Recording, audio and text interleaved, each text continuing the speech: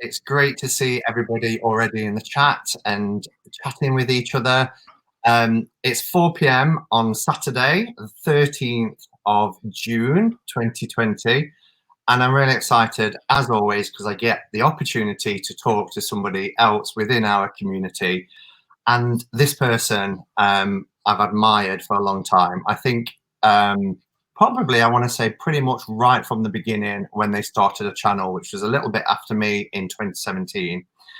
So as you will have seen from the intro and the title screen, I'm going to be talking today talking to Will from Atypical Tarot. So do you want to say hi, Will, and introduce yourself? Yeah, definitely. Thanks for having me. That's a great opportunity to be on your channel and talk to you. I've been looking forward to it. Like I was telling you, I'm an introvert, so I would have probably pushed it back and never initiated or said anything because I'm just like that by nature. But thank you so much for being there, commenting on my channel, talking to me, being a friend. So I really appreciate that.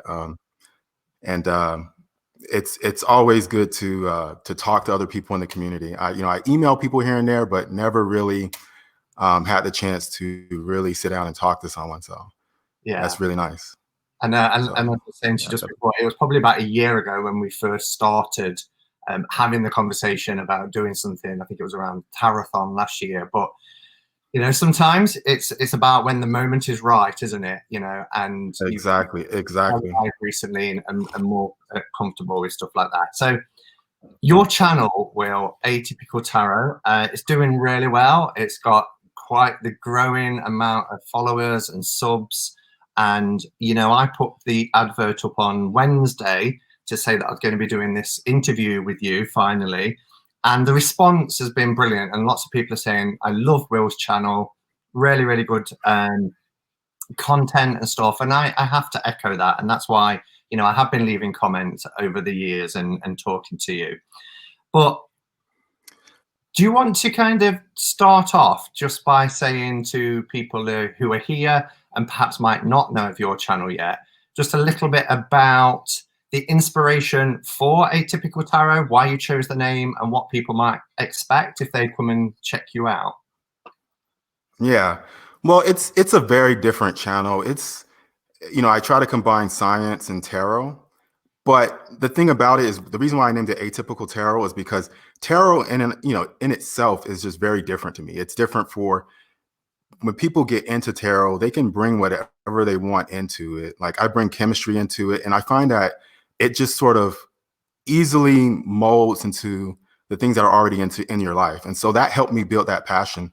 It's one of those things that if you can find an interest and have that background and you can connect whatever, anything else that comes into your life to that background, to that foundation, it just makes it so much stronger.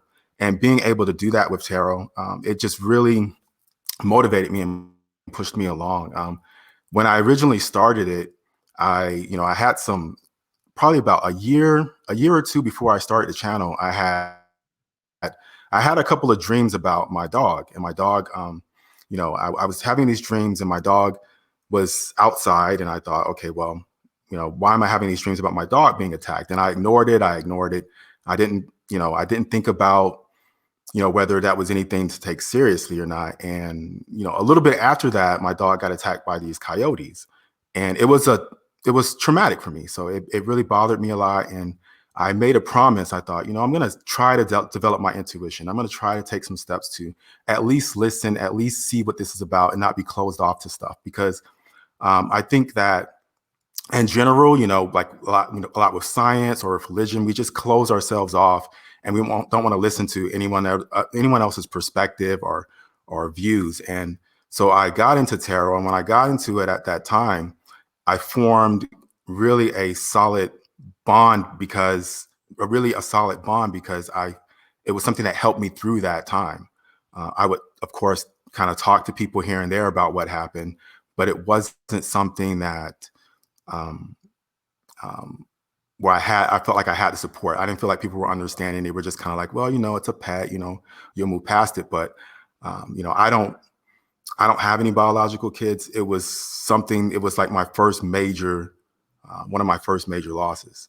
So it really did kind of start that foundation and kind of get things going. I got my first deck, and I just it was the steampunk tarot. I think that was the first one that I got, and I just from that point on, just started slowly learning the cards, and I started watching a lot of channels on explaining the different card meanings, and then one day I found a book called Periodic Table and Tarot.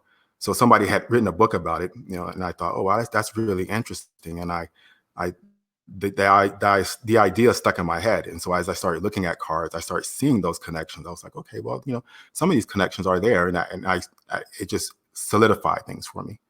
So, oh, so and I didn't realize. So your dog didn't make it. That's terrible. So, yeah. Would you say that? So that was the catalyst. So what did that lead to? Did that lead to you? I know you said, and I agree completely. Scientifically proven, isn't it, that we only use is it 10%, 12% of our brain? And it just makes you wonder what the other part of the brain is for. So did that then lead you to go online to look at things like intuition, dream interpretation, and that's how you found the community? Or did that lead you to want to explore divination? It led me to go online and kind of look at different people's perspective on tarot and divination and meditation. Meditation is a big part of it too. That really helped me a lot to deal with the loss. Yeah. I started meditating like right after that, and it was just a very different feeling. It allowed me to step outside of the feelings that I was having and kind of observe and not really react, and to just kind of accept those feelings in a way and not really fight them. I think a lot of times with meditation, people tend to want to kind of fight it and maybe force themselves to feel a certain way during a meditation. But I found that it was a process for me, and I just kind of stuck with it for a while. And I realized that even when I'm not meditating, it's helped me to just be a lot more calm and to really look at how I'm feeling and observe it, and just not just react right away. I mean, I still have my issues where I do, but I think it's a little bit less now, and it's something that I fall back on. So, absolutely, I think that's why it's called a practice, isn't it?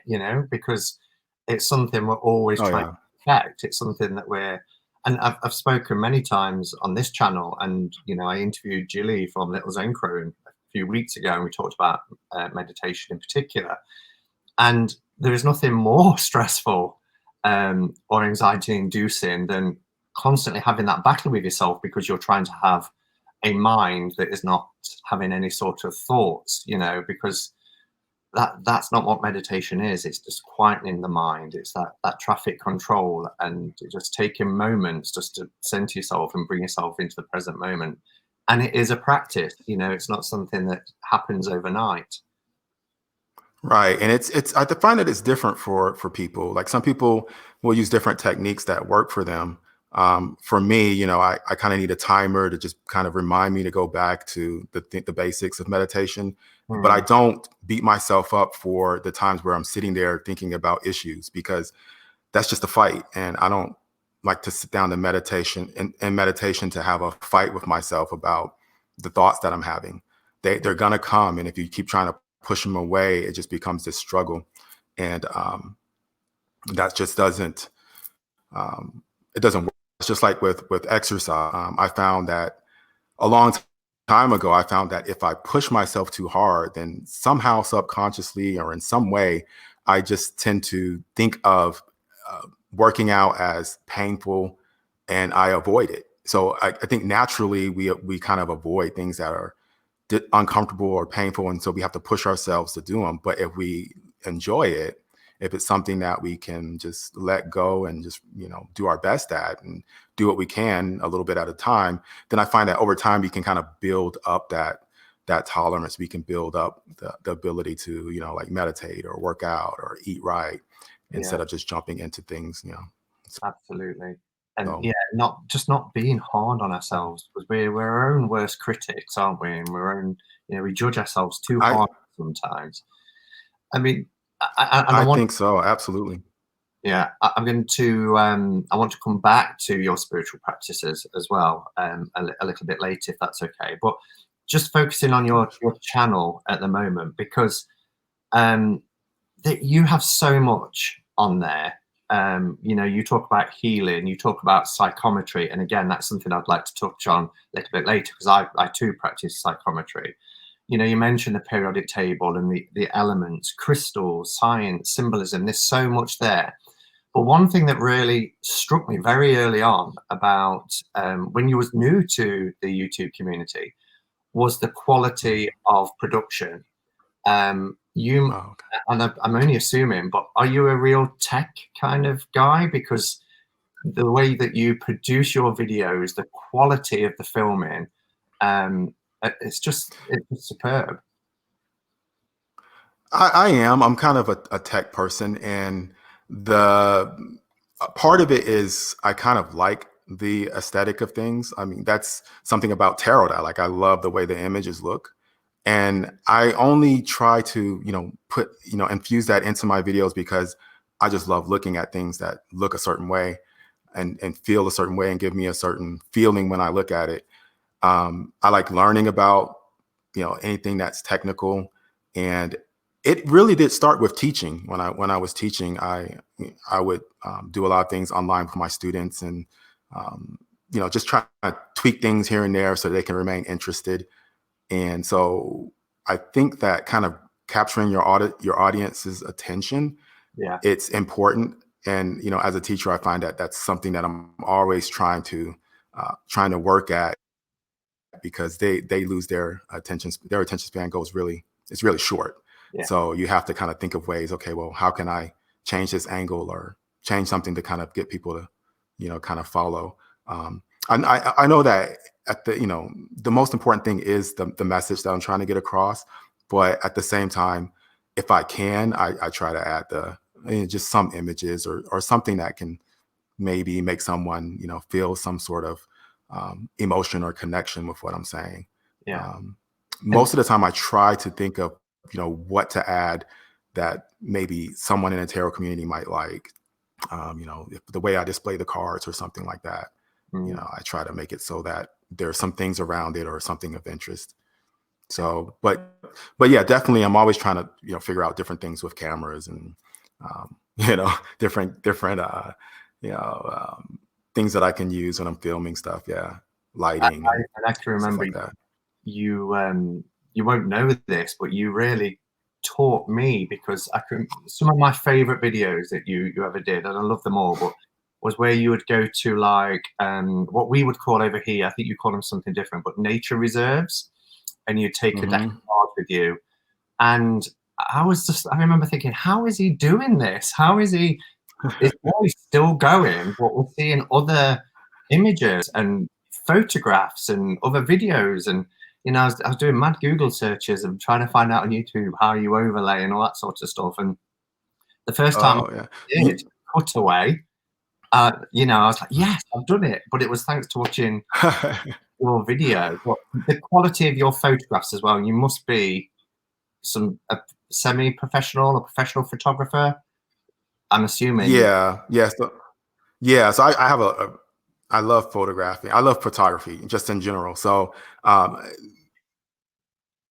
I was just sitting around one day and I thought, okay, well, what else do I like? What else can I add to tarot? What else can I do here? And so I thought, okay, well, I take like taking photos. So why can't I just add that? And those videos were a lot of fun. It was a way when I did the first one, I realized that it was a way to kind of get out of that shell, because I'll just stay home and I'm just the type of person I can just stay home and you know just do things here. But I realize that I need to go out and see stuff and do things and be in nature and just challenge myself in that way. And after I did the first one, I realized that, wow, this is a lot of fun, and I'm seeing some things in my area that I would have never seen before. And I can do photography, I can see some new places, and give readings and add them to my channel. So it was a combination of a lot of things that I felt like would not just benefit me, but benefit people watching, because um, I felt like when I was doing the readings, I felt like a lot of it was for me. When I pulled cards, I would look at the videos again and be like, okay, well, yeah, that makes a lot of sense, personally. But then, I think a lot of people would, they would write and say, okay, well, that helped me, or that was, I really resonated with that. And um, it just embodied a lot of things that just made it special. And I wanted to do that again and go back and do that.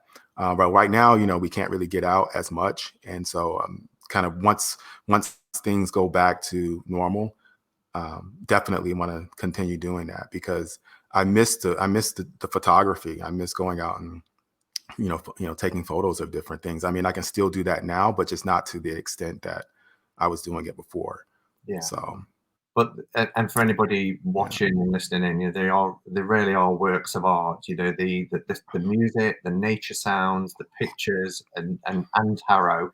It's just, I used to love coming home from work, no matter what sort of day I've had, and when I see that your video was up talking about a particular, either a reading or kind of deconstructing a card with all its symbols and explaining with them, with that sort of backdrop and ambiance, it's just wonderful. And I've seen that Kelly Bear's put a link to your channel, so thank you, Kelly, for doing that.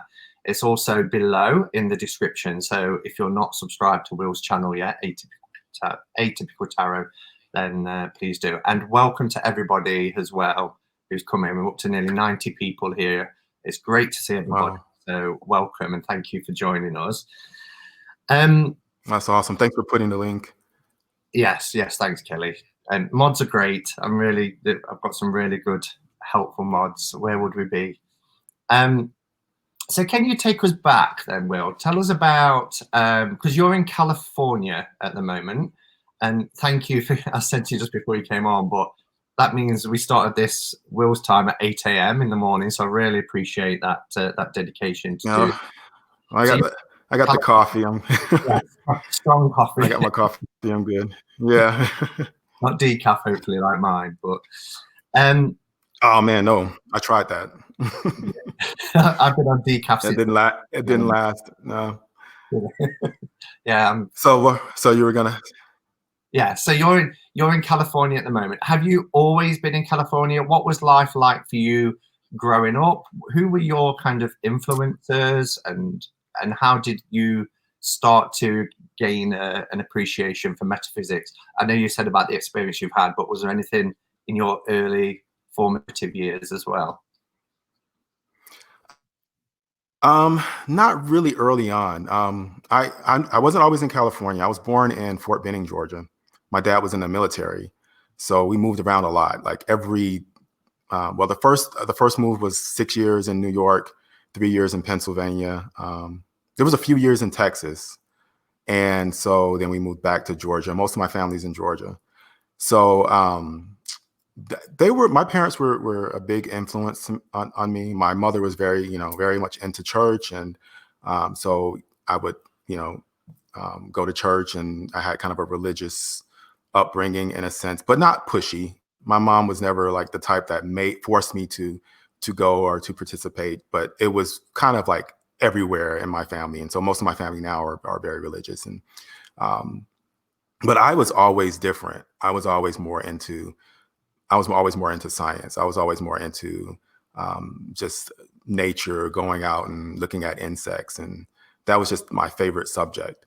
And I've always been into science fiction too, so I think they go hand in hand. I mean, if you look at a lot of science fiction movies, you'll see that some of the things in the past that they had in those movies, scientists, they have made those things now. And so I think that it's a big inspiration for scientists to look at what people are coming up with and movies, and I think infusing that into their work. And I think a lot of times it gets ridiculed, but those are the things that actually are game changers in the world. The things that people look at and say, oh, look at that on science, that science fiction, that show. Did you see that, what they did? They were doing something. They were like, maybe it was Star Trek. They're talking on these phones. They don't have any wires or anything like that. And then, people were like, I'm not gonna, if anyone's working on that, they're probably wasting their time. But then, those are the ones that actually are here now. And, and like for me, so I'm not afraid to challenge myself in that sense, to just, if someone thinks that what I'm talking about, or if I'm trying to combine, science and tarot, it doesn't bother me, because I feel like that's the way a scientist should think. They should go outside of the box, because if you're just in the box as a scientist, you're only looking at facts. You're only looking at the stuff that's already there. And if you just keep regurgitating the stuff that's already there, the progress is really, really slow.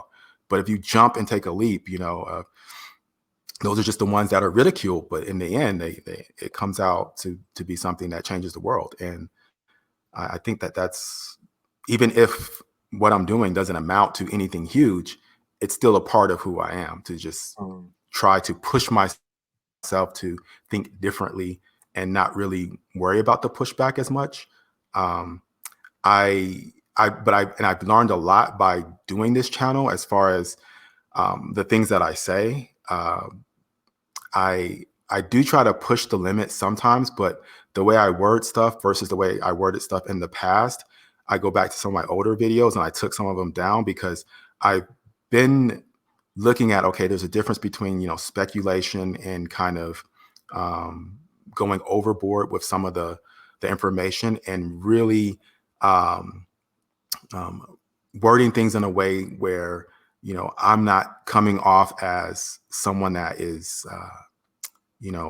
some guru that is really leading someone down some path that is just not based in, the solid foundation that I want. So I just try to watch what I say a little bit more. And that was an important part of my growth, to just kind of realize that about myself, and to not, I'm not hard on myself about it, but I think that it's just something that I want to, I don't know, just get out there. As far as with my channel, I want people to understand that, I'm flawed in so many ways, and I'm not trying to put myself, up there, above anyone in any sense at all. But I'm just exploring, and I just want people to join me in that exploration. And if we make mistakes as we go along, that's fine. We just, correct it, and just enjoy the time that we spend discussing things and learning. So it's a fine that's balance, just isn't kind of, it? Yeah, I mean, yeah. I'm always conscious that, when you do have a platform and a channel, that, what you are saying, you're putting out there. But I'm always conscious of, backing everything up with just saying, but this is my personal view, these are my views. But you do attract your tribe as well. The people who connect with you draw close to you, and you find that you have common interests and things like that. So it is a fine balance and I understand why, if I look back at some of my earlier videos, and some I make private, or because I've not necessarily changed my opinion, but I look at how I might have come across, or some of the things I might have said. But I'm always conscious now of saying that, these are my views, my channel, and, I'm not here to, kind of influence or change people's opinions or minds. You have to come to whatever place you come to, with your heart and mind. And if it resonates, great, let's chat. But if it doesn't, that's okay too, because we're all on separate paths, aren't we? We're all, I hate that saying, we're all in the same boat. We're not, we might be on the same ocean, but we're in our own boats, sailing our own journeys. So yeah, so I That's get, definitely true. yeah, I get where you're coming from with that. And we had Yeah, I mean, sorry. oh no, I mean, it's yeah, you're right. It is a balance. There's been times where there are people's channels that I watch, and I think, okay, well, they're different from me and they have a different approach, but I still sort of gravitate towards their channel. And I don't really, I'm not saying like I would ding anyone for, their view on how they want to approach their channel. But I'm just saying that like, there's just a direction, like you said, a path that, different people, want to take. And I have been, I guess, over the years, just kind of trying to become more centered on my heart and like, okay, what do I want? What am I trying to get out there? What's the real message behind these videos? What am I really trying to say? And am I saying this, you know, you know, with the real intent to help? And so I'm trying to really cultivate that, because I think that like sometimes it can get lost if like, you start, getting more subscribers, more views and things like that. But I just want that to be a foundation of my channel, because I don't know, I just feel like that's just always been, I just feel like that's just important. Um, but yeah, it's a balance and it's a struggle. It's something I need to be really conscious of, because um, I, when I started this channel, I wanted it to be a big part of it was to be growth, to grow, to really look at myself and think, okay, what can I do differently? How can I improve? Not to be overly critical, but just, what about myself can I push next? What can I change? What's something that's off? And it's hard for me to go back and look at my older videos. I really don't like watching myself on my videos at all. It's kind of like, oh, kind of cringy. But I'll look at what I'm saying and kind of really think about it and think, okay, do I really think that now? And how is that affecting people? Is that something I really want out there? And I have no problem just removing something if I'm like, no, it's not, what I wanted. It's like, it's the same thing with like, uh, the aesthetics of something, the way something looks. It's also the feel that I get from the content. It's like art. I took this art class a long time ago, and the artist was like, if you're painting something, don't be afraid to erase. You have the main goal there. You have like what you really want the painting to look like. But if something's not working to get to that main goal, um, you can just erase it. And I would erase all the time and just go back and just start over. And I make some of the most beautiful art in that class. I look at some of that art today and I'm like, how in the world did I do that? But I just really just put everything into just trying to get, the details right and going back and not being afraid to correct it. And I just think that that's something that I want to keep as a part of who I am. And so yeah.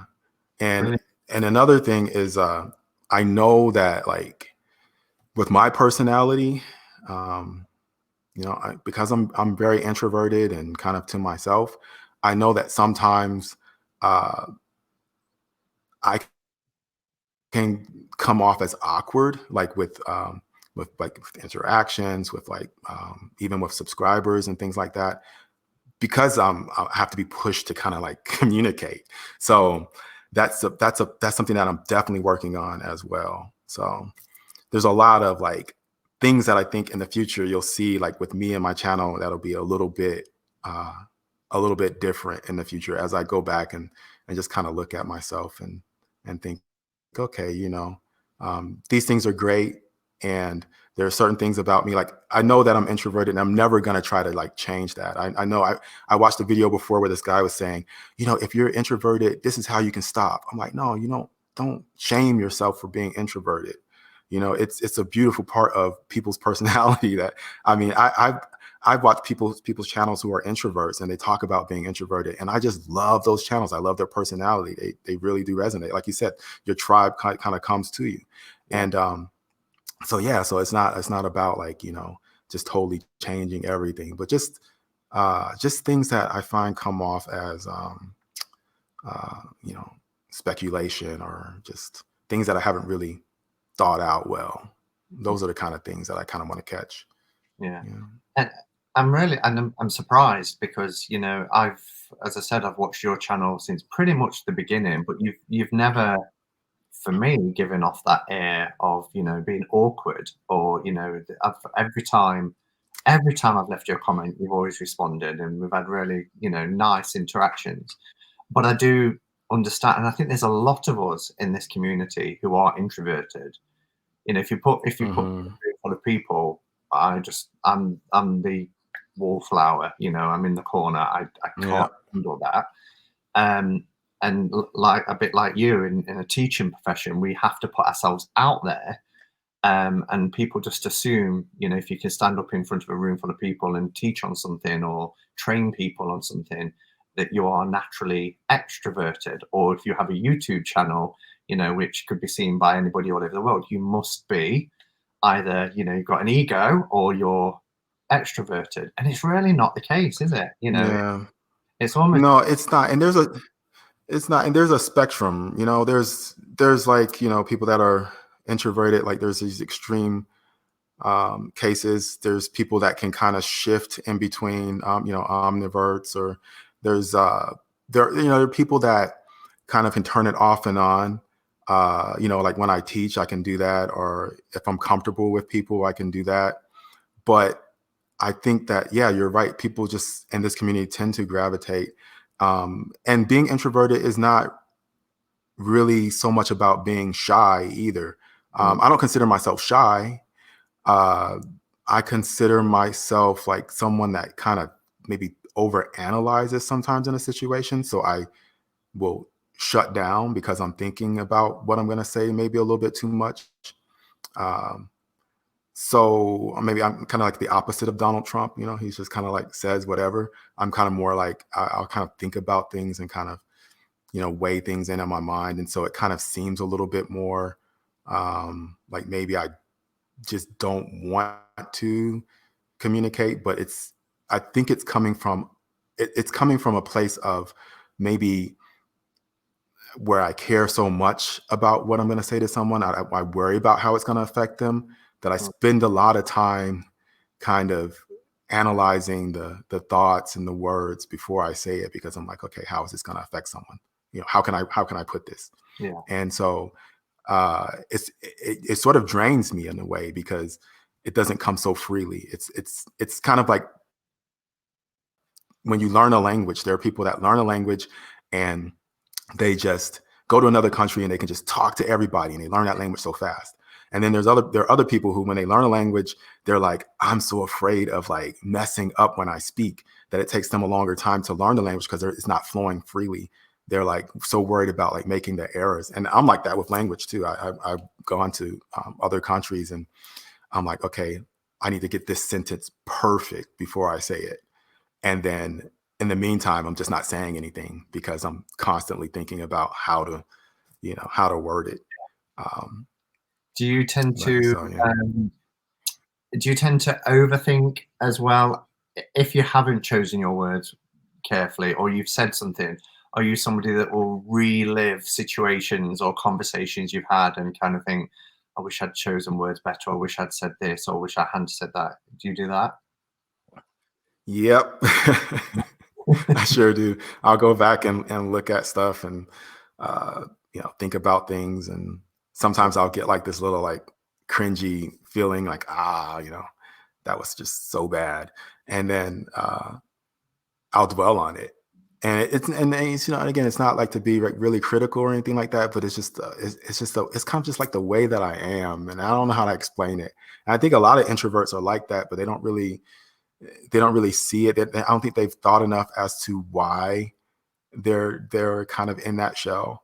And it could be different reasons. I'm not saying it's the same reason that I have, um, but for me, I think that's a big part of it, because I know that when I'm comfortable with someone, I will talk to them all day. And I'll talk so much to where I feel like, okay, am I talking too much to this person? And am I just throwing stuff out there that just doesn't make sense, and blabbing on and on and on? And I think I'll feel bad, like maybe I'm talking too much. And so I know that there's the desire there to communicate and to be open with people, but then there's a few things that I need to get past first. So Yeah. We sound very Yeah. similar. And Jackie in the chat actually just asked if you're Libran, your star sign. No, this cup, you know what? I have an Aries and a Libra cup. My girlfriend's a Libra. And so I grabbed this cup. I thought I had the Aries cup, but I grabbed the Libra cup. So Right. we have a cup. I got this one for her, and then I have the other cup. I'm really impressed if Yeah. Jackie spotted that on the cup. I thought she was just asking. Oh yeah. I don't Your, know, maybe because I've been putting it up this way, I think. I think maybe. yeah, That's funny. I mean, I'm Libran. Or maybe she just kind of thought maybe I had that energy of it. I'm not sure. Yeah. I mean, That's I said, interesting. as you was talking, I'm like, yeah, and I'm Libran, and I could see very similar Oh, okay. character traits there. So, but Yeah, yeah, I get along so well with Aquarius and Libra. Because as an Aries, you know, they're air signs, and air kind of just fuels fire. And yeah, I find that like anytime I meet an Aries or an Aquarius, they kind of just like I don't know, they just are very supportive and like, fuel me. Like even some of the friends that I've made on the channel, I guessed one person I didn't know when their birthday was, but I said you're Aquarius, and they were like, wow, how did you know? And I was like, I just knew, and so it just kind of is one of those things. Um, and as an Aries, I always felt like I just didn't really match that Aries energy. right, But then as I started learning more about astrology, I realized that okay, it depends on what house that it falls in and what that focuses on. And my Aries falls in the eighth house, which deals with the occult and with things that are hidden, and to try to bring those things into light and not really being afraid of it. And an Aries in that sign is someone that's willing to be brave enough to go in and dig out the things that people are discarding as maybe you know demonized by religion or shoved away. It's someone that's really going to be aggressive towards pulling that and bringing it to the front and saying, look, I don't care what you think. I'm gonna talk about tarot. I'm gonna talk about divination. It's gonna be there, and I'm gonna put it out there. And so that I think has really been a factor as far as my interests are concerned when it comes to maybe divination or metaphysics. Um, and I think that I'm really learning how to balance that too. Like I yeah, said, I'm not going too deep into it and pulling out like things that are speculation, but I'm just sort of really analyzing it and trying to bring it to the forefront as best in the best way possible. yeah, So brilliant. And Jackie said no, she didn't see your mug. She's a Libran herself, and like me, she just obviously saw those qualities. So, oh, cool. do you? Well, I'll mention. I saw a video that you did, Will, talking about your thoughts on religion. And in that video, I remember you saying something about, and you alluded to it earlier about your upbringing and that you followed a religion. I think you said for about 15 years, something like that. Do you do you follow any particular spiritual path now? Do you identify with any particular religion or belief system? No, I think that having been a part of a system for so long, I have gotten to the point where um, I'm like on the opposite spectrum. Like if I see someone saying you must, you know, do it this way, even with tarot or even with divination or anything, meditation, I'm always in the back of my mind thinking, nah, I think it's okay if people want to do something different. And as long as they're not causing an issue, not hurting or, causing harm to anyone, I just kind of always fall back on just that freedom of thought. And so with me, religion damaged me enough to where when I was in it so long that when I got out and I was able to think differently, the way that it just felt so good to be able to explore my own thoughts. It was like coming out of a cage, and I do not want to ever go back to being locked into Mm, systems of thought. I just don't. Even if at some point I change the way that I view tarot and use it in a different way and kind of mold or change my channel or change the way that I say things, I think that um, you know I I'm glad to have that ability to do that. And Mm. So no, I don't see myself following any specific things. If there's something specific that I do like a ritual or something that I do religiously, I do it like as a daily thing. It's something that I'll always keep in the back of my mind that hey, I don't have to do this. It makes me feel comfortable when I meditate, or it helps me get into a certain mindset and mind frame. But it's not something that I feel like is totally required or nah, I just can't. I can't go back to that. It's kind of been a damaging experience for me, religion, and I'm still healing from that. Um, Mm. it just especially well, I was in the Mormon religion, Oh, and really? especially in yep, Why didn't yep I know for that? I'm just, huh? I, I've been Oh, you watching. didn't know that? Yeah, Oh, okay. 'cause I was Mormon too. I was from. Yeah, I was. Yep. Wow, I had no Yeah, idea. I was Mormon for 12 years.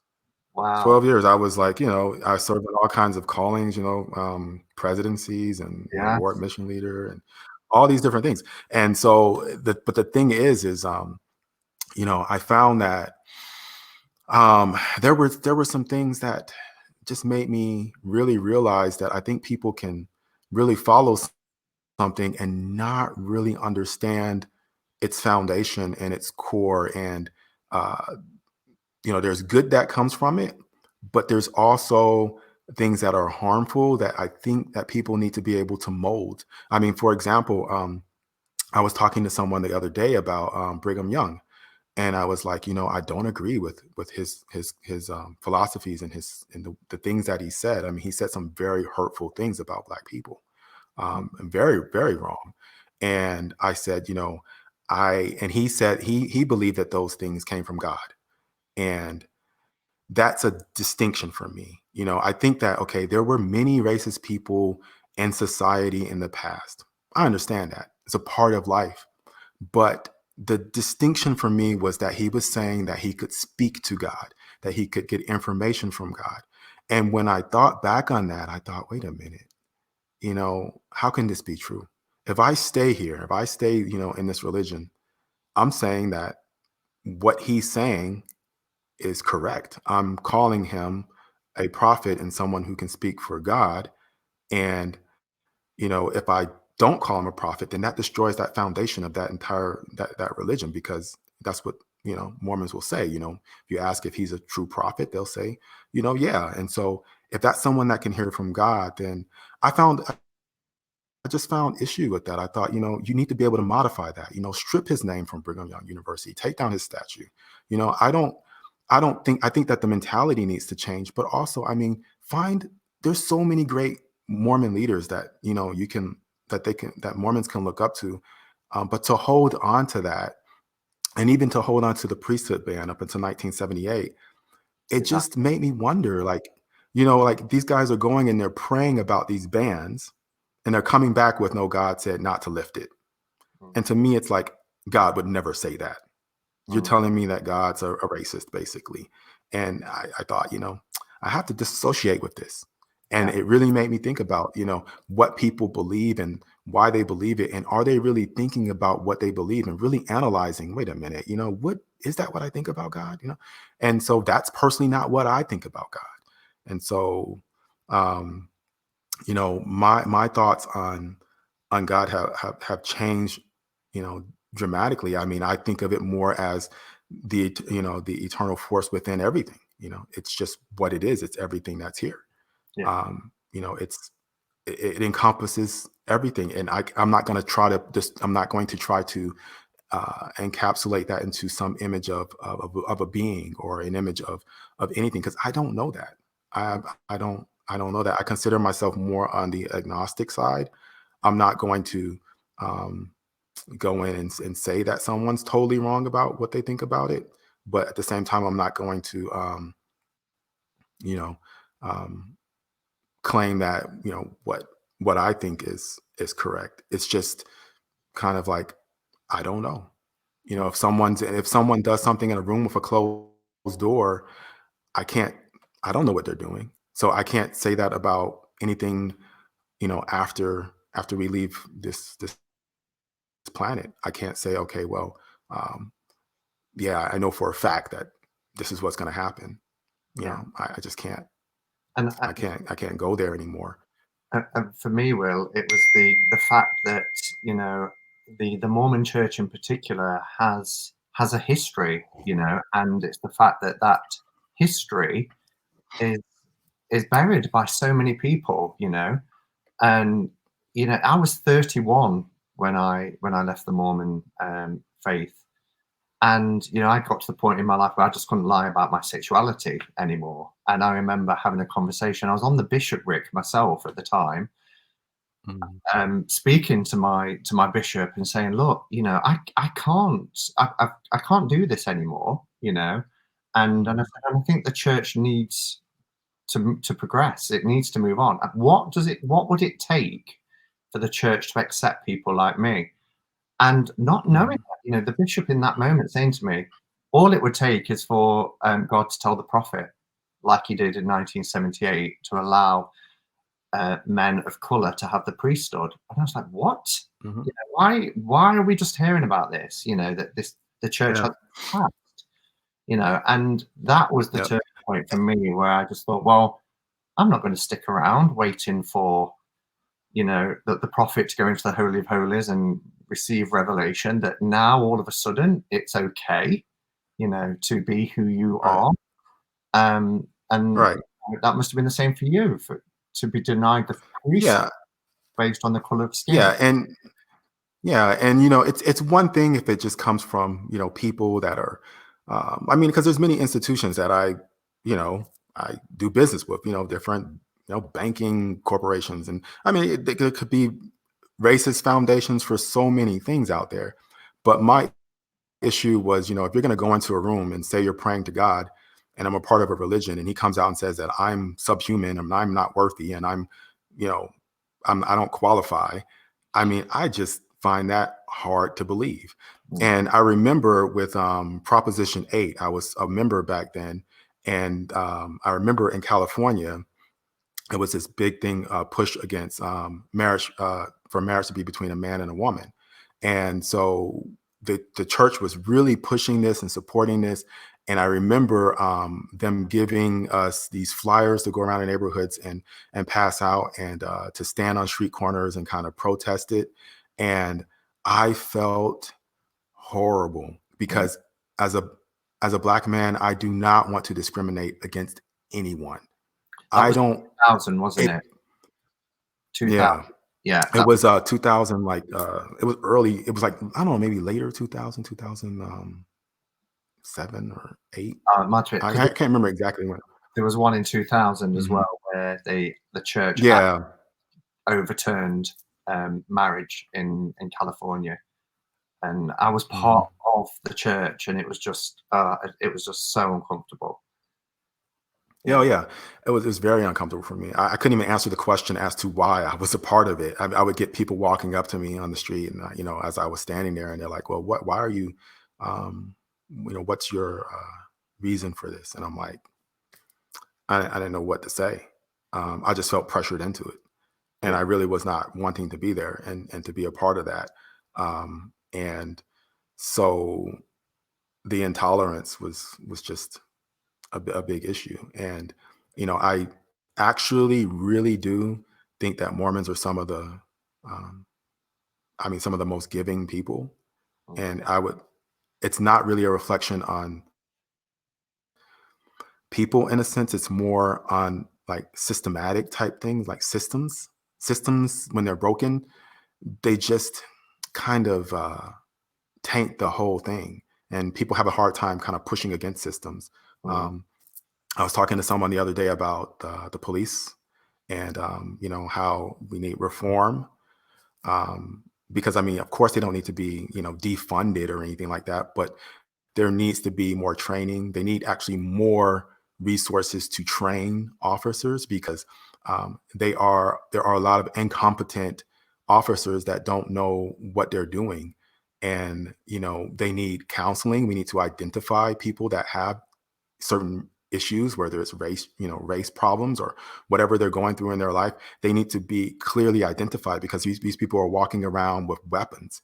And, I don't want, their issues or whatever's going on with them to be a reason why I'm attacked by an officer or something like that. So there just needs to be a much higher regulation on that. And, of course, there's good officers. No one, I think when people are talking about police reform and stuff like that, they're not talking about everyone. They're just talking about, like, what can we do to support them, to help them to be prepared for even traffic stops or anything like that. Because at the point right now, I feel like, I'll drive by a police officer and I get a panic attack almost, because I'm traumatized a bit because what I've seen.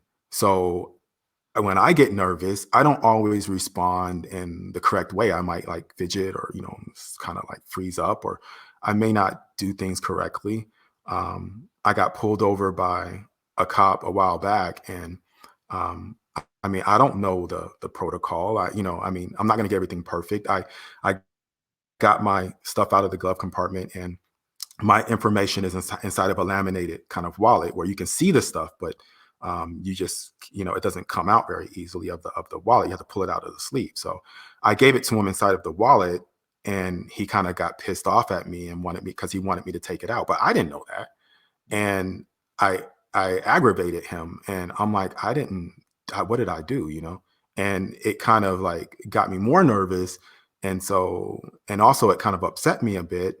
And I don't know if he was having a bad day or what was going on, but stuff like that just kind of sparks issues if you're just not comfortable. And as a Black guy right now, I feel like when I go out, I kind of feel this paranoia. It's almost like a bunch of serial killers. Like I don't feel safe.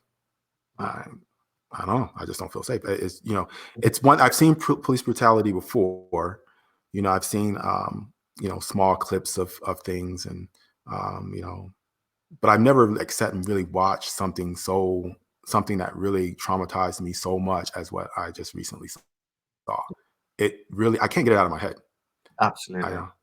Absolutely. And it's that, I just, yeah, it's that palpable fear, isn't it? And I obviously, as a middle-aged white man, I'll never be able to fully understand that palpable fear. We've got a disproportionate amount of stop and search against young Black males in this country, and the arrest rate is disproportionately high.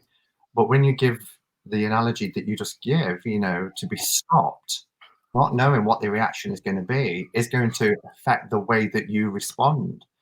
Because that fear is real, because of everything you've seen, everything you've heard. So, is it any wonder that people are reacting in certain ways when confronted in a situation? yeah, I might react if I'm stopped by exactly. a police officer.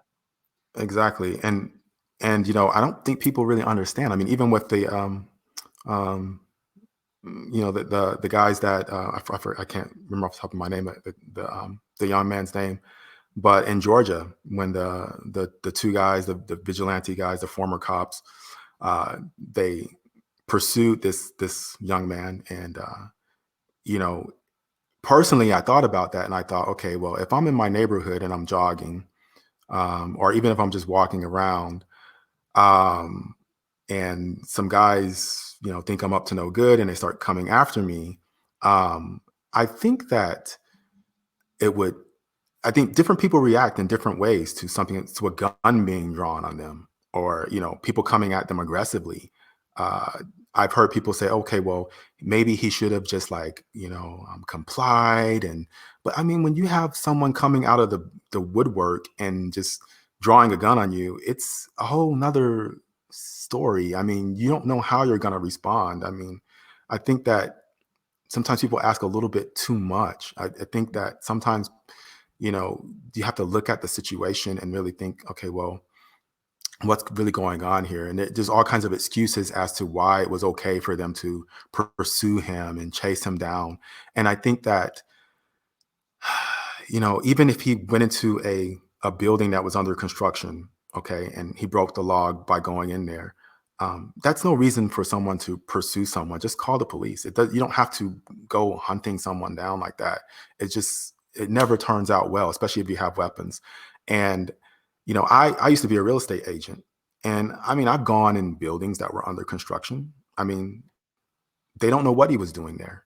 I've been a part of sales from homes that were vacant, and I've gone in there to check on something for the for the client. And would I want to go into a neighborhood where I've worn regular clothes sometimes, would I want to go into a neighborhood where someone's watching that house and they maybe haven't seen me as the real estate agent before, and then they start chasing me down? There's people need to get more facts before they just start doing stuff like that. Mhm. And it just scares me because you And know people will say things like they keep trying to, some people, not all, but they keep trying to say, oh well, he had on boots and he was in jeans. Well, I've actually because I have a garage gym, I've actually worked out in my boots before doing certain exercises because I have boots from the military. And and they have heel support because sometimes my mobility and my joints is not as good when I'm doing squats or anything like that. So that support for that heel helps me when I do squats sometimes, and sometimes I'll run in between or whatever. So I mean, it's not really far fetched to run in boots. I mean, the boots are made for they're made for the military. You're supposed to be able to run in them. So it's not like you should assume something every time you just see something that doesn't make sense to you, and then go out with the gun. yeah, and, So um, and mhm, that's it's almost like where do you begin, isn't it? Because we have to accept, that it's institutions and it's systems, um, but also it's the people who have been trained by those systems as well as inherent prejudices that everybody has. Um, mhm, somebody, I've mentioned before, I've delivered equality, diversity, inclusion training now for 16 years, but one of the best training I ever went on, which was my Train the Trainer course, was before the course, we had to do a pre-course assessment, which was we sat at a computer and we had lots of different statements come up and we had to, without thinking about it, select our responses. And then it gave you a bit of a profile, which highlighted some of your potential inherent prejudices that you might have, whether that was mm, against people of the gay community, people of color, ageism, misogyny, whatever they were. But you really have to. mm, The only way really is to shine a light, and yes, you can look at institutions and you can look at those systems and you can dismantle them and you can put them right. But really, you have to look at individuals as well. And only when you mhm, really accept that you have got inbuilt or learned, prejudices, can you really then start to address them. That honest and frank way of going about it is the only way, and right. it's whether they'll do that, and I'm just hopeful that they will. But what are your thoughts about how this can be even tackled? I think that, well, first of all, I want to say that, people that have spoken up, I've watched their videos, Kellyanne Maddox. There's just a lot of people on Peekaboo Rose. I watched hers, and other people that have said stuff about racism and kind of given their stance on it. And I want to say that that's so important because it's actually been very healing for me to know that there are people that do understand, because I was surprised by you know the amount of people on like my Facebook account and on my girlfriend's Facebook account who are saying stuff that I didn't think that they would think that way. And it really opened my eyes to the fact that there are people out there that really just don't understand. And I think that speaking up and talking about these things is helping to just kind of maybe helping them think about it a little bit and just kind of see a different perspective and a point of view. And the more we do that, I think the better, because there are a lot of people that for whatever reason I don't know if they feel just like guilty and they just want to kind of, explain things away in a way that just kind of brushes it off. It's kind of like there's this stain and it just appeared, and it's been there all along, but now it's just like in everyone's face. And there are people who are trying to like wipe it off, you know, and even that little bit, if you just have a YouTube channel and you're saying something about it, even that little bit is getting rid of the stain. And then there are people who are really, rubbing the stain away. And then there are people who are kind of walking by the stain. They don't care about the stain. They're just like, whatever, I'm fine with it. And then there are people who are kind of trying to cover up the stain, but not get rid of it. They're just trying to like put things in front of it. And those are the people that are trying to shift the conversations into other things and generalize. And so they'll say stuff like, they're destroying their own communities. They're rioting, they're looting.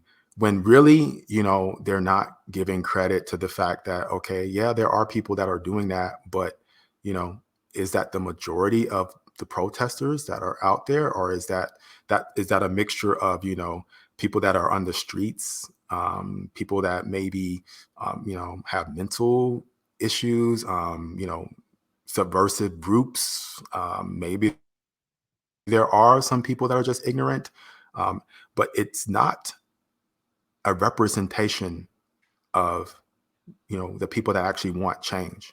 Yeah. So to lump those people in with rioters is kind of a way to just shift and say, nah, yeah, they're not worth it. Let's lump them in the riot category and just that's what they're about. And that's the kind of thing that just covers it up. But the people that are speaking up about it, which I'm gonna talk about it on my channel. I'm glad that you're giving me the opportunity to say something about it here, because it's just so important.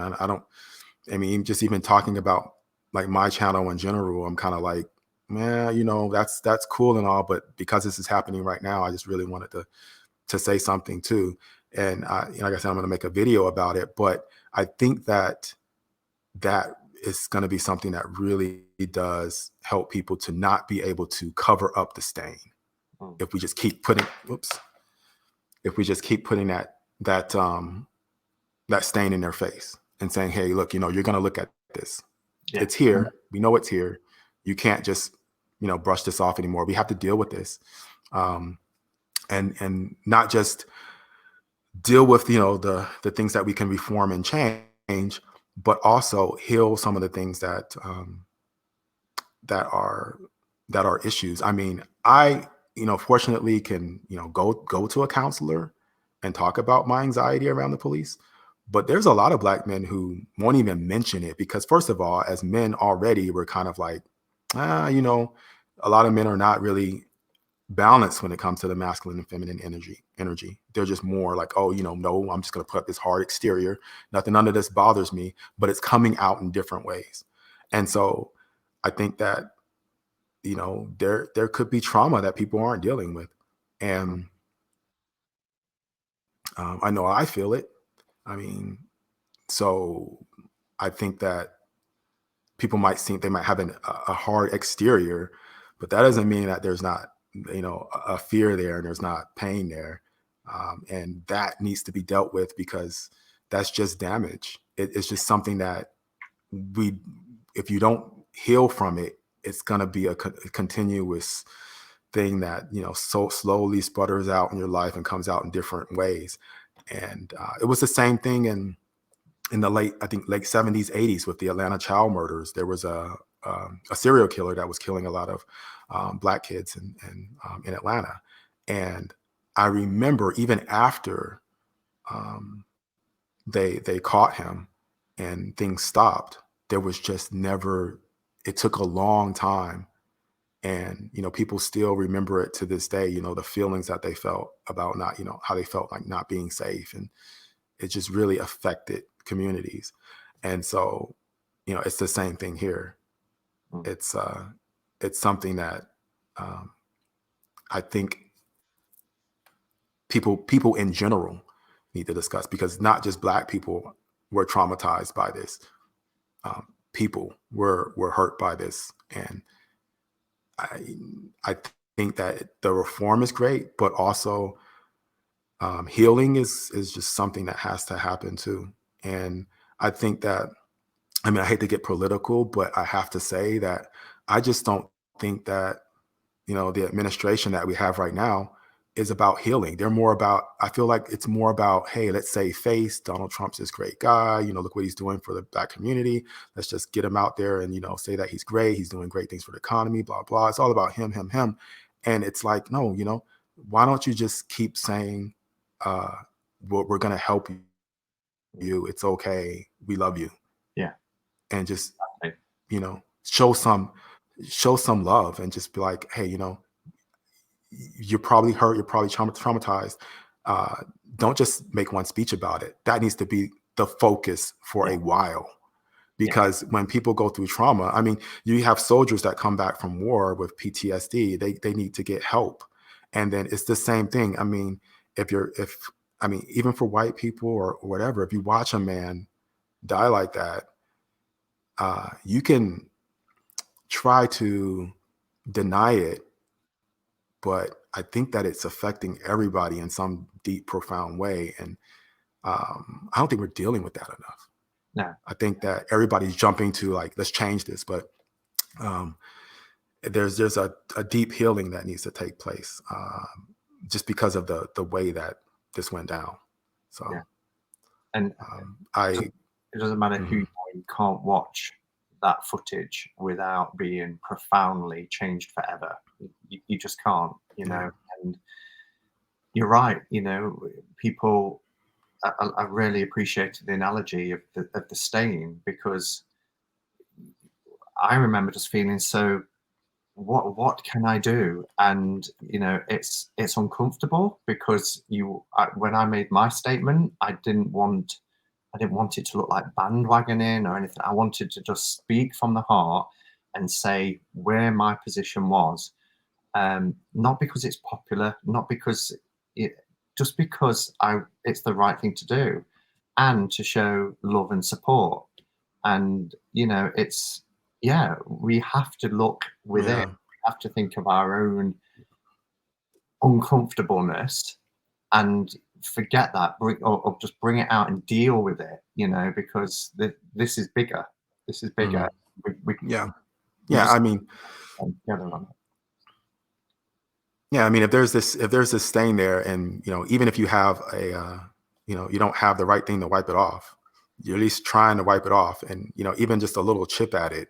I mean, everybody working together, it'll remove it. It's not like someone has to come along and just with one swoop with something that they say and just totally get rid of it. But working together, I think it's the best way to do it.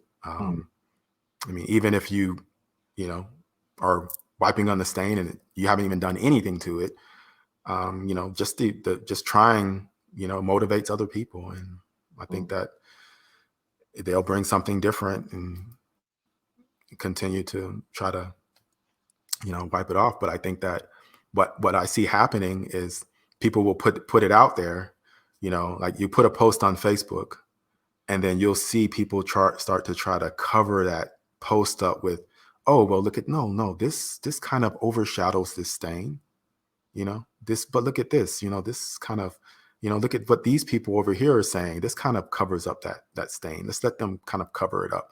Look at what these Black conservatives are saying, that kind of, they seem to see it differently. Look at what they're saying, but no, the stain is there. We know that there's an issue. Right. We know there's an issue with police brutality. We know there's an issue with racism, and in a lot of cases with different people in society.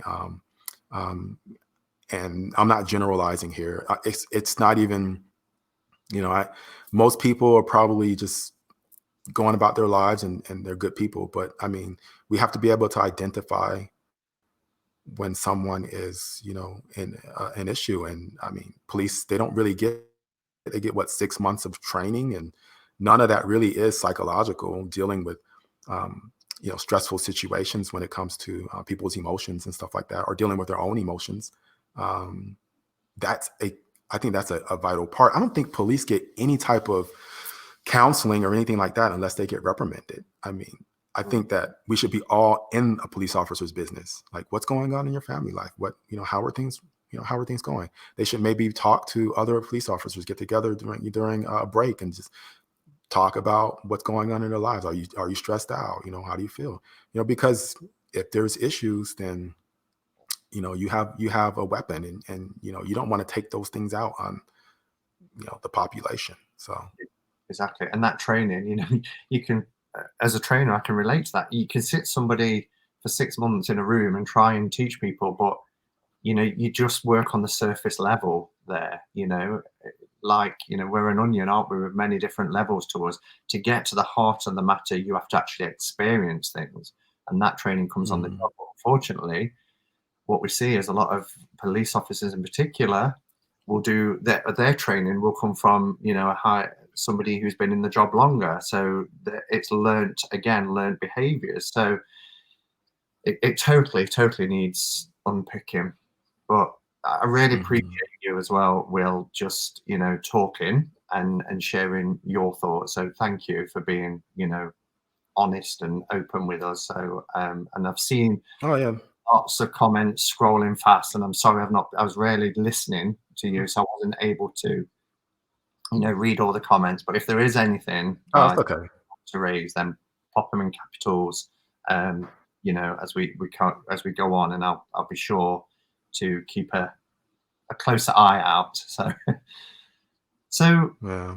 thinking of institutions and systems are in place, one of the things I felt when I did leave the church, Will, was that there was no aftercare. There was no aftercare at all. I was out. My family was still in, and I was in this wilderness with a hole in the soul. Was your experience hmm with that, and how did you deal with that, and how did you get to the place where you are now?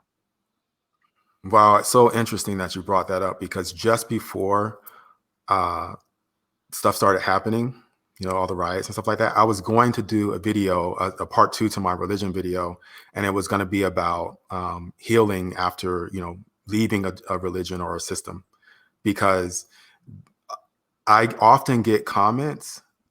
I had a few people comment and say, "Hey, I'm new to tarot. My family is kind of like, they're kind of getting on my case about, transitioning into looking at divination and leaving the church, and I have to kind of hide things, and I feel isolated and alone, and I think that we need more support, because we do get a lot of people that watch our videos that are new and are in situations where they have like a bunch of religious family members around them, and they're kind of saying things like, oh, that's stuff that's from Satan, and you're gonna invite all kinds of demons and things into your life. And so they're getting these things thrown at them, and they don't know how to deal with it, and they can't even just heal from leaving that system, let alone getting the stuff thrown at them from family members. And I think that there just needs to be much more support uh, for people that are coming into just coming into tarot, and just or coming into anything that has to deal with leaving a religion.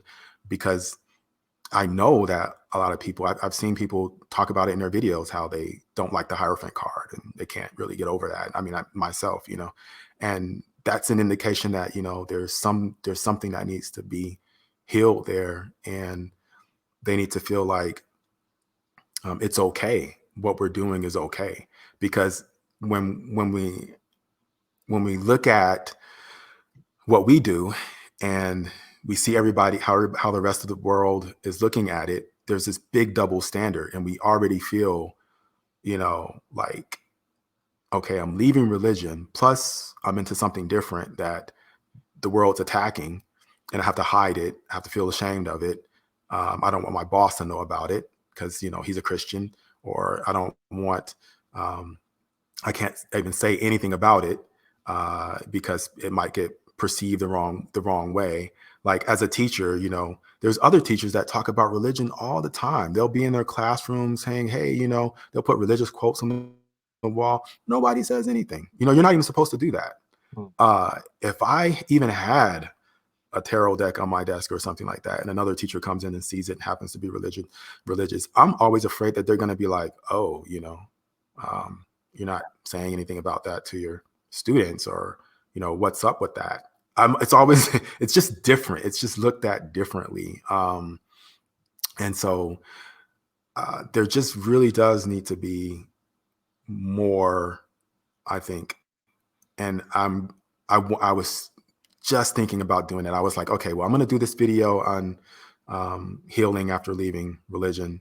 And then I started thinking, well, no, I want to do the video about what's going on right now. And I put that off. So, but I do want to do that. Definitely. That'd be really and it's really important. Yeah. Mm-hmm. This is really important. And I love to have discussions about it. I was talking to someone the other day about doing like healing kind of support groups through Google Meet or something like that, where people can just join and just get things off their chest and just talk about things. And their struggles with religion, or struggles with racism or whatever, and people can just listen and give a little bit of feedback and just support in that way. Because unfortunately not everybody can go to a counselor or go to a therapist, and I think that if that's not the case, then we definitely need to help each other. Definitely. And there are quite a few people in this community, actually, and like I said, I don't know how I didn't know that you was a former Mormon as well, but quite a few people who come into chats who I've spoken to who also have been Mormon.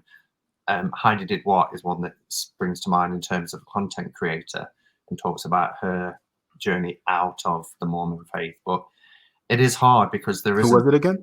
Heidi Did What is her channel. Okay. All right. Yeah, really, really powerful story she did as part of the 31 Days of Witchcraft. I think she shared her experience. But I remember trying to find some support online when I left, and being hooked up with the RLDS group, who was kind of saying, "Well, come to us," but it's not what I wanted. There wasn't that support there. But within this community, there are people from all different paths, spiritual paths, and it's lovely to have some dialogue with people who might not necessarily come from the LDS Church, but have come from other religious groups. So that sounds really interesting, and I hope you do make the video. I get that it's really important, and your priority at the moment is to make one about the current situation, but I also hope, and I'll be looking out for it, because I'd be really interested in, because you're right, it doesn't matter how many years ago it was, it impacts, and it still impacts us today, doesn't it? So definitely. In terms of your spiritual practice now, you've spoken a lot about psychometry. Is psychometry a part of, do you use it as part of doing tarot readings? Do you read for other people, Will, or just for yourself currently? I do, but I don't have anything set up to where like I get paid or anything like that. So like friends, people that I'm around, if they want a reading, I will, but mostly I focus on reading for myself. But with psychometry, I personally I have explored it, but I found that with me, I'm very honest with myself when it comes to psychic development. And for me, there seems to be something blocking the progression. I don't feel like I feel like I have intuition. I can feel things like, I can feel like I have feelings about things. But as far as like certain aspects, I think that there's just different categories of like psychic abilities that people might have, a strength in. Like certain, I know there's different clairs, like clairvoyance and clairsentience and stuff like that. Um, I am coming to a point where I'm realizing that I have something a little bit different, um, and it has to do more with um, if I can connect with someone that that is more in tune, then I think that I have a way of interpreting what's coming out. Um, I remember sitting with someone before, and they were saying some things during a meditation, and uh, they didn't really get what was coming, you know, from this. But I understood. It was almost like it was they were just saying stuff, but it was for me. They were just talking and kind of talking about something. But what I got from it was very different than what they got from it. And when I talked to them about it, they were like, wow, I never would have really said anything like that. But I think that that's something that you would be interested in. And so I was like, yeah, it was almost like, you were saying something that was, meant for me to understand, but not really something that you think about on a regular basis. And so I've had a few cases where, I'll sit and talk to someone, and maybe they're in tune with something, and they'll say something. And I'm like, did you realize what you just said? Look at how this connects. And the same thing like with my channel, I'll look at the cards, and I'll sit there and I'll think about the card meanings, and I'll try to connect it with something else. And it's almost like I can make this connection there. It just kind of comes easy. It's like it's just there. And in my mind, it feels like, oh, this is easy. I just saw this. But I don't know if I don't know if I'm giving myself enough credit for it, but it just feels like it's just something that's just there. And so I think it's something different with me, and I haven't pinpointed it. And I've explored different things like psychometry and stuff like that, but I yet to really fine tune what it is that you know I'm doing. So I'm still learning, yeah, Have you basically. have you heard And about a development circle or anything like that? Because I know that was something I did quite a few years ago, where I was able to harness psychometry and really sort of, with the help of other people in a circle, explore that and bring it out. Is that mhm. something? That I mean, that would be great, if I can get myself out of my introvert state and kind of go out and actually do that. Um, but I think that it is something. I know, like when I do a video, sometimes people say, "Well, hey, your voice is really, you know, it's different." I like listening to your voice. I don't like my voice, but people will say, "Oh, yeah, your voice it sounds really, kind of soothing there or whatever." And I don't know. It's almost kind of like I kind of feel like, well, maybe I can like go into like some kind of thing with hypnosis, or helping people heal with something like that. But it's just a thought right now. Yeah. Mhm. Okay. Well, before we come to the end, there's a couple of questions that I like to ask, kind of like the more sort of reflective ones. But the first one, I suppose, is if you could go back to any point in time and edit anything, would you, and why? In your own life, I mean. I would say that you know I would edit something, but then I just wouldn't be to the point where I am right now. As bad as some of the things have been, or as challenging as they've been, I don't know that I would edit it, because, like, for example, with my dog, my dog passed away, and as sad as that is, I wouldn't have started meditating. I probably wouldn't have started really getting into tarot, or I may have pushed it off further back and not really even, gave it a lot of thought until later. Maybe, I don't know. But a lot of things that spark some things, and as hard as like I said, as hard as they are, um, it's helped me learn, uh, you know, things that uh, Mistakes that I've made, I look back on them and, I try not to make those mistakes again. Mm, Um, things that I've done in the past where I thought that I was better than that, and I may have overreacted or something like that, and gotten angry or anything like that. I just realized that, it was a teaching moment that even if I think that beyond, outburst or getting upset, I'm not. And there are things that in life that when you get to a certain point, it can boil over. mm, And to just realize that there's always that potential there, and to just continuously try to look within mm. and see what's there, and be able to like feel those emotions, step to the side, and really observe them. Yeah, So I don't know, I can't really say that there's something that I would like to just go ahead and totally change. I I'd have think to think about it. yeah, and I think I'm of the same mindset. And the more I ask this question, because that's the trade-off, isn't it? There are some certain things in our lives that we think, oh, if I had my time again, I'd do that a little bit differently. But then we wouldn't be the people that we are today, because all of Mm. our life experience has shaped us into the people that we are now. So yeah, it's always one that I often think about, and I like to ask other people their views on. And then the final Mhm. question before we do the paper and plastic is, if you Okay. were to host a dinner party, Will, who would be top of your guest list? Anybody in history, alive, dead, or past or present? Who would be top of your guest list? Martin Luther King.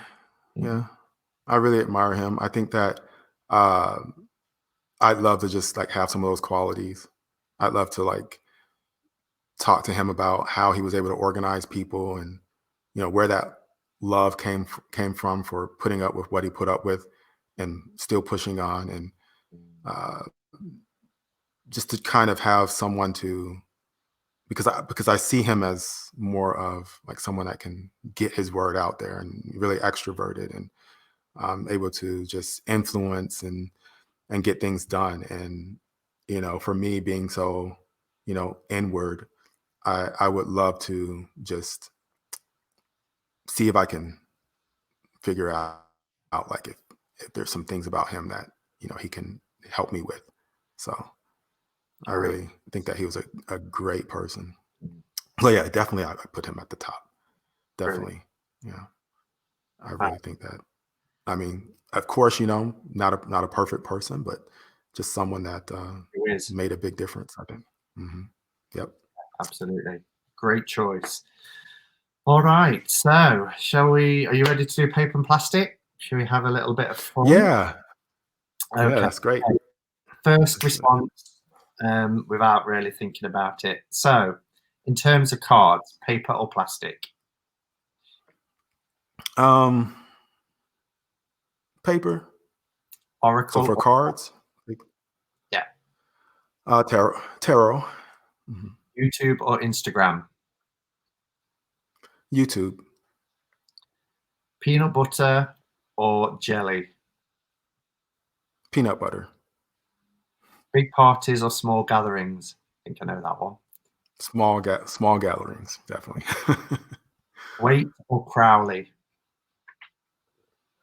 Wait, Bath or shower? bath, Bordered or borderless? borderless, Dark and creepy or rainbows and unicorns? dark and creepy. Indie or mass market? Uh, ooh, I'm shifting to indie. Hmm. I think indie now. It used to Yeah, be more mass market. Now I'm looking for indie. Yep. yeah. I think we do tend to start off like that though, don't we? Testing the waters with tarot and Hmm. decks. Save or spend?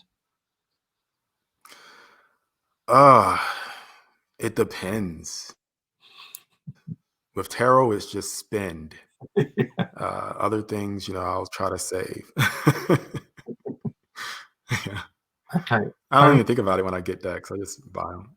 Yeah, well, that's the thing. If you've got some money and you've got a wish list, it's gonna get Yep. um, Yep. money or free time, Ooh, free time. phone calls or FaceTime. Wait, what was the first one? Phone Phone call, calls or FaceTime? video calls. Yeah. Oh, yeah, phone calls. Okay. Actually, Move, texting. movies at home or in the cinema. I actually like movies at the cinema a little bit better. Yep, cinema. Large cards or small cards. Large. Life after death or total oblivion. Ooh, that depends. I gotta say something about that one. Okay. So yeah, so there was a book that I read recently called I think The Soul's Journey or Journey of the Soul, something like that. And as I was reading it, it was talking about the afterlife, and there were all these levels, and there were like teachers and masters and bosses and coaches and soul groups, and you belong here, you belong there. And I thought, I don't want that anymore. I don't want another boss when I leave here. So it depends. If there's a boss waiting for me, just zap me out. I'm done. And If it's a structure, with different, classes of, you have the mansion, this person has the mobile home, and whatever you earn is what did here. And nah, I don't want to strive for that anymore. yeah, You know, I think that I think that I think that I'd like to let go of that kind of I thing think if that is what it is. everybody gets their idea of heaven. If that's nirvana for some, or heaven, the Christian heaven for others, or Mhm. reincarnation for Buddhists. I hope everybody gets their idea of what heaven is to them. you know. Right. Yeah, that'd be cool. Early bird or night owl, Night owl.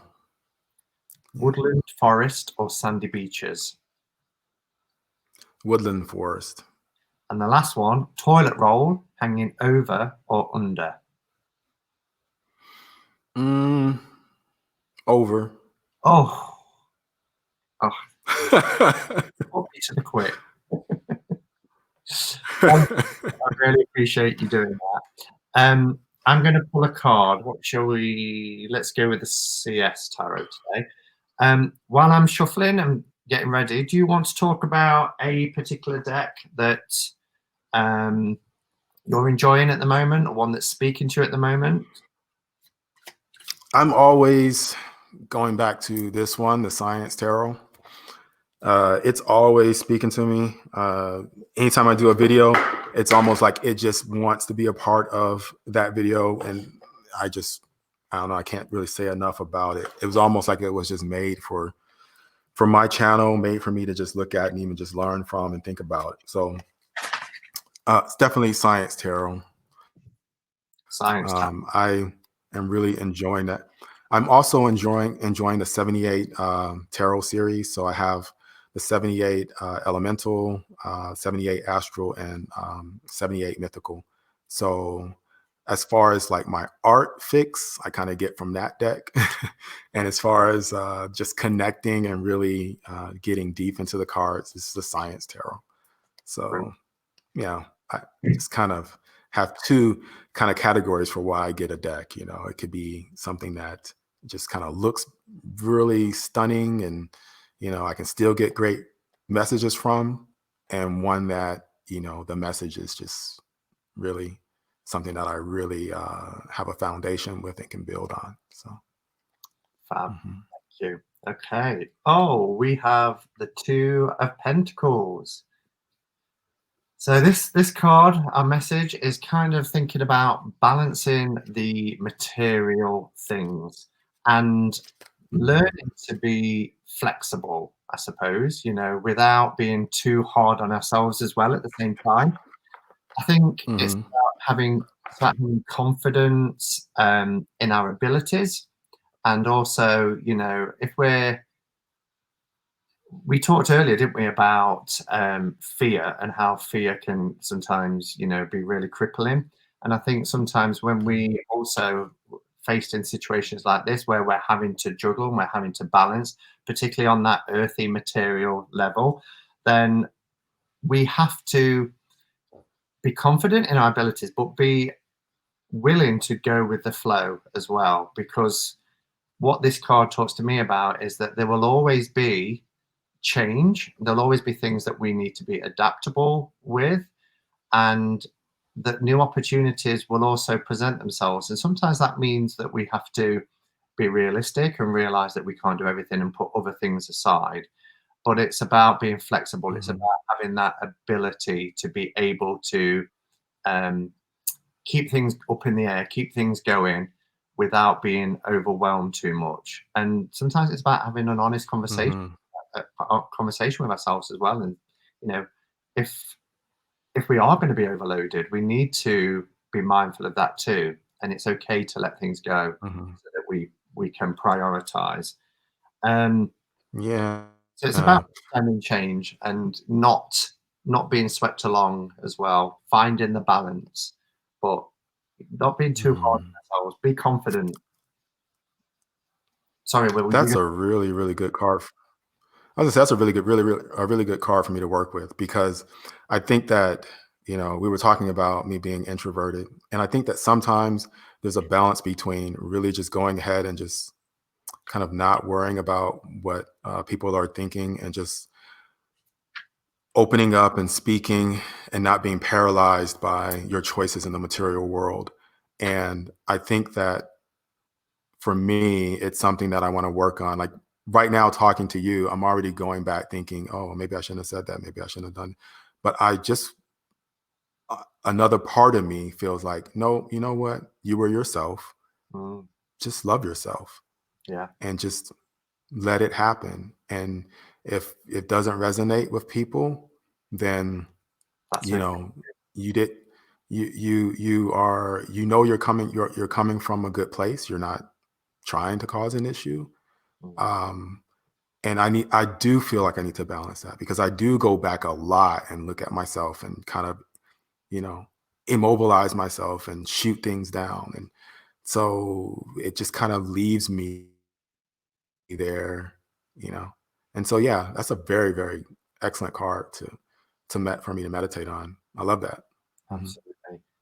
And I hope, if you do get the time, Will, watch this back, but and put the comments on, because the support that you've had during this interview has been absolutely amazing. There's lots of comments that even I've missed because I've been really engrossed in what you're saying. So I'll be watching this back as well.